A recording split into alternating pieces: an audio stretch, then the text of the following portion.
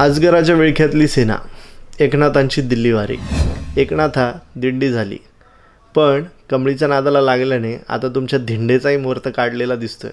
म्हणून इतक्या झटपट दिल्लीवारी करून आलात काय?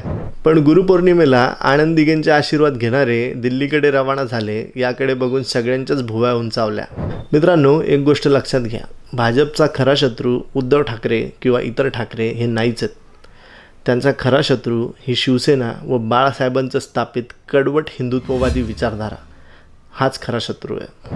म्हणून 2022ला त्यांनी उद्धव ठाकरेंचा वचपा काढायचा फक्त याच कारणामुळे शिवसेना फोडली असं मला वाटत नाही. पण एक निश्चित की तुमच्याही अर्धवट सेनेला संपवायचं आणि कडवट हिंदुत्ववादी असा एकमेव पक्ष म्हणून राहायचं असं स्वप्न तुमचाही मित्रपक्ष बघतोय बरं का. सापशिडीच्या खेळाप्रमाणे एक एक करत शिंदेंचे प्यादे गिळंकृत करायला अजगराने सुरुवात केव्हाच केली आहे ते सांगतो कसं. मी विशाल गावगप्पाच्या आजच्या भागात आपलं स्वागत करतो. आजचा विषय अजगराच्या विळख्यातली सेना आणि एकनाथाची दिल्ली वारी. ज्या हिरव्या आणि भगव्या झेंड्यावाल्या अजगररूपी भाजपने बाळासाहेबांच्या शिवसेनेचा सहारा घेत महाराष्ट्रात स्वतःचा विस्तार केला, शिंदे भाऊ तुम्हालाच वापरत त्यांनी त्याच शिवसेनेचे 2 तुकडे केले आणि मुख्यमंत्री पदावर बसवून तुम्हाला नाकडंख दिला. पण स्लो पॉयझनचा खरा खेळ आता सुरू झाला आहे. अरे एवढा तर विचार करायचा, जे बाळासाहेबांचे नाही झाले तर तुमचे तरी काय होणार.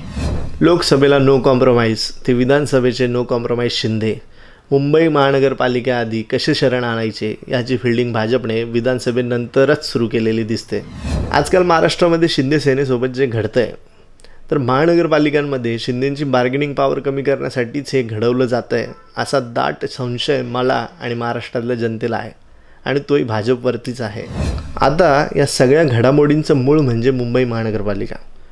शिवसेना फोडली खरी, ती स्वतःच्या नावावरही करून घेतली, पण ती टिकवण्यासाठी मुंबईमध्ये स्वतःचा महापौर बसवायचा हे शिंदेंचं ध्येय दिसते.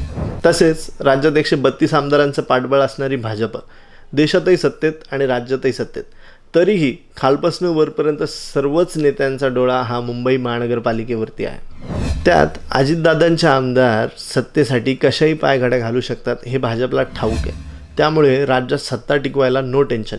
पण याच कारणांमुळे शिंदेंची टोळी ही बळीचा बकरा ठरती आहे. याची सुरुवात म्हणजे शिंदेंसाठी कुणालाही अंगावर घेऊ शकणाऱ्या आमदारांना आता भाजपने कोलायला सुरुवात केली आहे. ह्या सगळ्या घडामोडी घडवण्यामागे कारण फक्त एकच की मुंबई महानगरपालिकांमध्ये जास्तीत जास्त जागा भाजपला लढवायच्याच आहेत.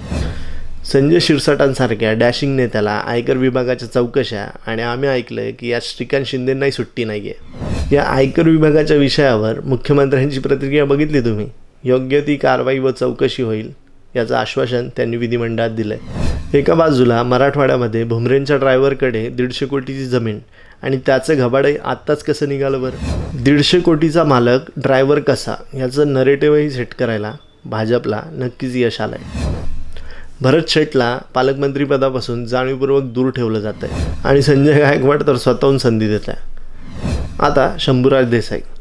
पाटणमध्ये शंभूराज देसाईंचा पारंपरिक विरोधक पाटणकर यालाही भाजपमध्ये घेऊन भाजपने बळ देण्याचं काम केलं आहे. या सर्वांमधनं मेसेज काय द्यायचा असेल बरं. आणि सर्वात महत्त्वाचं, मराठी मतं शिंदेंपासून दूर व्हावीत म्हणून त्यांचेच मंत्री दादा भुसे यांच्या हातून हिंदी सक्तीचा GR काढला.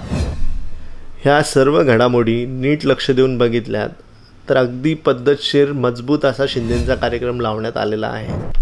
म्हणूनच की काय, गुरुपौर्णिमेच्या दिवशी त्यात राज्यात अधिवेशन असताना आणि एवढ्या सगळ्या घडामोडी घडत असताना शिंदेंनी दिल्लीवारी केली आहे का? शिंदेंची ही दिल्लीवारी नवा शब्द घेण्यासाठी होती की नवा शब्द देण्यासाठी होती हे वेळ आल्यावर कळेलच. पण शिंदेंची लावलेली फिल्डिंग बघता एकनाथ शिंदेंना महापौर पदाचे लागलेले डोहाळे भाजप हायकमांड खरंच पुरवेल का यात शंकाच आहे.